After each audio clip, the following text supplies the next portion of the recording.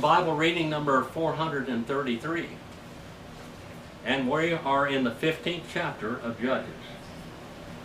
Now, it's been 15 years since I taught on this message here, so we're going to go back and do it. You could go back and listen to what I did and the Bible in 8 Ages and all this 15, 16 years ago, but we're going to refresh your minds right here, and it's always good to go back over this. It's good for you to read it again. It's good to see how God can use broken, tainted crackpots, and Samson was sure one of them. But a while in the time of the wheat harvest, but after a while in the time of the wheat harvest, now this is in the fall, it came about that Samson visited his wife with a young goat. And he said, I will go into my wife in her room, but her father did not let him enter. Now, remember, this is his legal wife.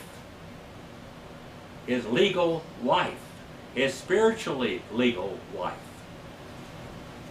And her father said, I really thought that you hated her intensely, so I gave her to your companion.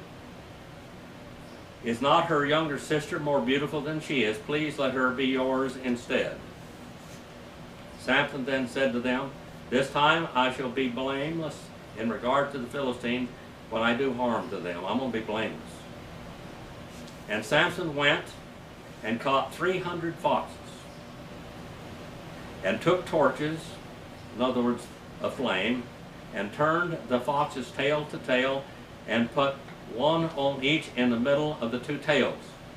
He's going to light a torch and send the foxes into the fields. And you know what that's going to do? It's going to set the whole place on fire. Now they had told him that they were going to burn her at her father's house, didn't they? If she didn't tell them. And she feared them more than she feared her husband, and she didn't have any, what we might call, respect for him and his powers from God. And when it set fire to the torches, he released the foxes into the standing grain of the Philistine, and thus burning up both the shocks and the standing grain, along with the vineyards and the groves. He's burned up everything. A lot of times they would plant vineyards, they'd plant grapevines and orchards, and in the orchards they would plant wheat. And so now they're going to set all the wheat on fire, and it's going to damage all the crops. Then the Philistines said, who is this? And they said, Samson, the son-in-law of the Temanite. Because he took his wife and gave her to his companion, the Philistines came, and what did they do? They burned her and her father's house with fire. They're cruel people. Remember what Philistine means? It means cruel. It means vicious. It means uncivilized, uncouth. And Samson said to them, since you act like this, I will surely take revenge on you, but after that I will quit. And he struck them ruthlessly with great slaughter.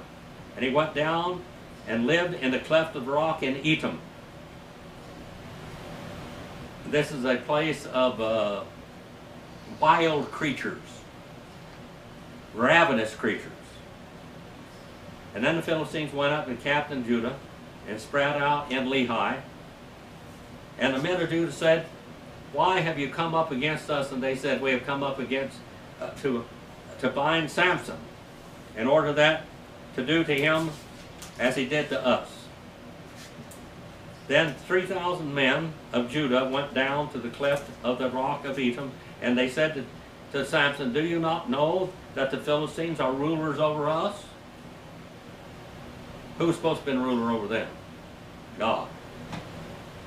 What then is this that you have done to us? And he said to them, as they have did to me, I have done to them. An eye for an eye, and a tooth for a foot, a foot for a foot, and a hand for a hand. And they said to him, we have come down to bind you, so that they may give you into the hands of the Philistines. And Samson said to them, swear to me that you will not kill me. So they said to him, no, but we will bind you fast and give you into their hands, yet surely we will not kill you. And then they bound him with new ropes and brought him up from the rock, from the wilds, living with the wild venomous creatures, horrible creatures. He lived among them. Now they're going to bind him with brand new ropes, not old ropes, but brand new ropes. They're going to bind him with brand new ropes so they can say, we bound him with brand new ropes. We're innocent, okay? And when we came to Lehi, the Philistines shouted as they met him, and the Spirit of the Lord, the Spirit of Jehovah actually, came upon him mightily, so that the ropes were like on his arms like flax that is burned with fire, and his bounds dropped from his hand. And he found the fresh jawbone of a donkey. So he reached out and took it and killed 1,000 men with it. 1,000 men with this improvised weapon. By the way, is a donkey an unclean animal? Yeah. Yes, it is. So he took, now, you're not supposed to touch an unclean animal. He's a Nazarite, but he grabs this unclean animal's jawbone and he kills 1,000 men with it. So then Samson said, with the jawbone of a donkey, heaps upon heaps, with the jawbone of a donkey I have killed 1,000 men. And it came about, when he had finished speaking, that he threw the jawbone from his hand, and he named the place Ramoth Lehi, the high place of the jawbone. The high place of the jawbone. Then he became very thirsty. And he called to the Lord and said, Thou hast given this great deliverance into my hand, of your servant, and now shall I die of thirst, and fall into the hands of the uncircumcised. And God split the hollow place, that is in Lehi, so that water came out of it. Now remember, this is the type of what happened with Moses in the wilderness. When he drank, his strength returned and he revived. And therefore he named the place En-ha-kor, which is in Lehi to this day. Water came out the day, the jawbone, the day of the jawbone.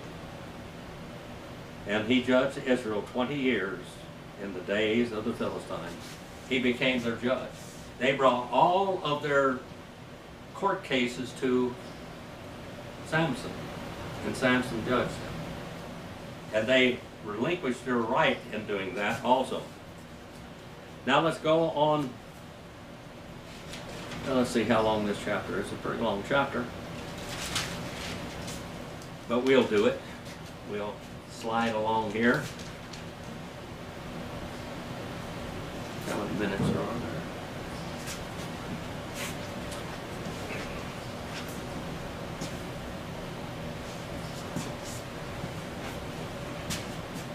Find out how many minutes I had here. I don't want to run them over very far. Samson went to Gaza and saw a harlot there. And he went into her. Now he's going to go like what happened when they went into the land of Canaan, where they went to Rahab the harlot's house. Now he goes in there to a harlot. He finds himself a whore. And by the way, Israel is a type of this woman. Israel was a harlot. God is showing word pictures in his life. Israel is a type of this whore, or this whore is a type of Israel, that is. When it was told to the Gazites, saying, Samson has come here, and they surrounded the place and lay in wait for him all night at the gate of the city. Now, gate of the city is very strong. That's what keeps everybody out and keeps everybody in. And they kept silent all night, saying, Let us wait until morning light, and we will kill him. Now Samson lay until midnight. And at midnight he arose and took hold of the doors of the city gate and the two posts, and pulled him up along with the bars. Now he goes out there, and the gate, these are big gates. And he reaches and he grabs a hold of them and pulls the posts out of the ground and the gates with it. This is a supernatural feat. How about if Samson was a skinny 89-pound weakling and God gave him all this power to do this? Wouldn't that be something? Now, he might have been weighed 200 pounds, 6'4" or something like that. But what about if he was a little guy and did this? He pulled up the 2 posts and pulled them along with the bars. Then he put them on his shoulders and carried him up to the top of a mountain, which is opposite Hebron. Now, I've been that place. Have you been there, Sharon? You hadn't get to go into this. This is very dangerous country when I went there, but I've been there. And after it came about that he loved a woman in the valley of Sorek, whose name was Delilah.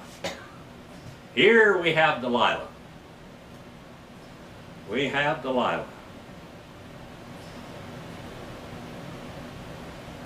And the lords of the Philistines came up to her and said to her, entice him, and see where his great strength lays, and how that we may overpower him, that we may bind him and afflict him.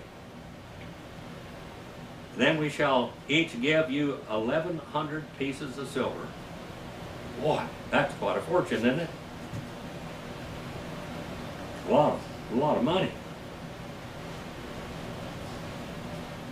So Delilah said to Samson, please tell me where your great strength is and how we may bind to afflict you. And Samson said to her, if you bind me with 7 fresh cords and have not been dried, then I shall become weak and be like other men. Now I want you to pay attention here. This woman is like Israel. Israel is unfaithful to God. Israel is flagrantly unfaithful to God. God accused her of all kinds of things. And by the way, she'll never be the bride of God again. She was. She was his espoused bride, but she will never be his bride again. The church is the bride of the Lord Jesus Christ. Then the lords of the Philistines brought up to her 7 fresh cords that they had not been dried, and she bound him with them. Now, he's laying there all this time. What is he doing? Getting drunk and passing out, making love to her, and getting drunk and passing out while she's doing all this to him? And what does he think about her? How faithful is she to him? Which she's trying to find his weakness. Now she had men lying in wait in the inner room. You know what that is? The inner room, that's the bathroom. They're lying in wait in the bathroom. And the inner doors, outdoors. Okay, as my grandfather used to call it. The Philistines are upon you, Samson, but he snapped the cords as a string of tow snaps, and it touches fire, and his strength was not discovered. Now Delilah said to Samson, behold, you have deceived me. She has deceived him. Has God deceived Israel? Has she said that she would follow him, and she did not? Many times. And you told me lies, and now please tell me how may you be bound? Now, is Samson dumb or something? Is he? And he said to her, if they bind me tightly with new ropes, which have not been used, then I shall become weak and be like other men. So Delilah took new ropes and bound him with them, and said to him, the Philistines are upon you, Samson, for the men were lying in wait in the indoor toilet, in the inner room. But he snapped the ropes from his arms like thread. Then Delilah said to Samson, up to now you have deceived me and told me lies. Tell me how you may be bound. And he said to her, if you weave 7 locks of my hair with the web. Now he's getting closer to the truth, isn't he? His hair is where the power lies. That's the only vow that he has not. He has not ever shaved or cut his hair. His hair is long. That is a vow of a Nazarite. That's why John the Baptist was a Nazarite. He had long hair, and Samson had long hair. Now it's getting closer to the truth. If you weave 7 locks of my hair with web, and fasten it with pin, then I shall become weak like other men. So while he slept, Delilah took the 7 locks of his hair, and wove them into the web, and she fastened it with a pin, and said to him, the Philistines are upon you, Samson. But he woke up from his sleep and pulled out the pin and the loom of the web. And she said to him, how can you say that I love you? How can she say that she loved him? All of these times she's trying to get him killed. Your heart is not with me, and you have deceived me these 3 times and have not told me where your great strength is. And it came about when she pressed him daily with her words and urged him that his soul was annoyed unto death. I'd have gone and found me another woman.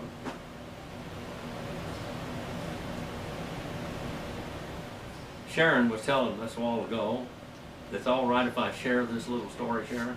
Sharon lived in Egypt. In what city? In Cairo. Cairo, Egypt. And they came out with, and what year do you think this was? Oh, I had to be like 55. 1955. So, okay. Or 54, whenever that movie Whenever came. the movie came out, Samson and Delilah, and she watched this movie as a little child, and you were probably 5 years old, 6 5 years, or 6, something. 5 or 6 years old. Okay, she's watching this movie, and she's watching them torture Samson, and she had never seen such violence in her life. And it scared her as a little child. And while, so going down here a little bit further, how can you say that love thee? And it came about when she pressed him that he was annoyed unto death, to the point of death, he just couldn't understand it. So he told her that all was in his heart, and he said to her, a razor has never come on my head. Now see, he said before his hair. Now he's not going to have any hair. I have been a Nazarite to God from my mother's womb. This is the only and the last vow he has not broken. But now he's going to break that vow. If I am shaved, then my strength will leave me, and I shall become weak like other men.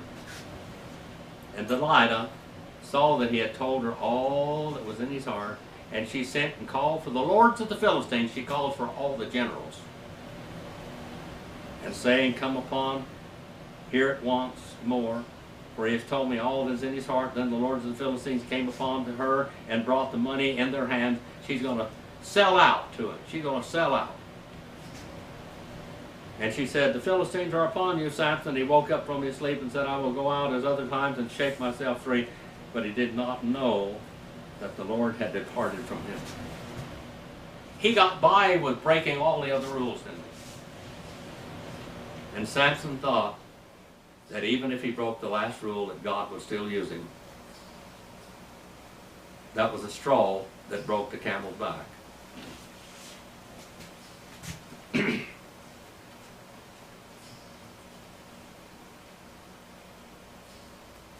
And she made him sleep on her knees and called for a man and come and shave off the 7 locks of his hair. And then she began to afflict him. She begins to afflict Samson. She doesn't love Samson. And his strength left him. And she said, Philistines are upon you, Samson. He woke up from his sleep and said, I will go out as other times and shake myself free. But he did not know that the Lord had departed from him. And the Philistines seized him, and they gouged out his eyes. This is what really got you, Sharon. They gouged out his eyes, and they brought him down to Gaza, and they bound him with bronze chains, and he was a grinder in the prison. A humiliating woman's job. He ground wheat in the prison. They took him from the he-man and made him do menial women's labor. He was totally humiliated. However, the hair of his head began to grow again after it was shaved off. Now the lords of the Philistines assembled to offer a great sacrifice to Dagon, their god. Dog is what the root of that was. Dagon, dog, it means a fish god is what it is, fish god. And to rejoice, for they said, our God has given Samson into our enemy into our hands. And when the people saw him, they praised their God, for they said, our God has given our enemy into our hands, even the destroyer of our country, who has slain many of us. And it happened when they were in high spirits, when they were really drunk, they were dancing and making music, that they would call for Samson that he might amuse them, that he might dance to their music. So they called for Samson from the prison, and he entertained them, and they made him stand between pillars. These pillars are the foundation stones of this big building.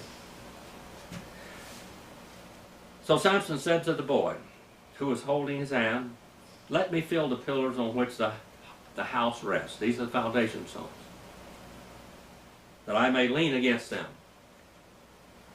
Now the house was full of women and men, and all the lords of the Philistines were there. There were about 3,000 men and women who were on the roof looking on while Samson was amusing them. You saw this in the movie too, didn't you? Then Samson called to Jehovah and said, "O Jehovah, God, Jehovah Elohim, please remember me. Please strengthen me just this last time, O God, that I may once more be avenged of the Philistines for my 2 eyes." And Samson grasped the 2 middle pillars on which the house rested and braced himself against them, and with one his right hand and the other with his left, and Samson said, "Let me die with the Philistines." Now basically he's committing suicide here, but he's doing God's will. Now he's one of the heroes of God.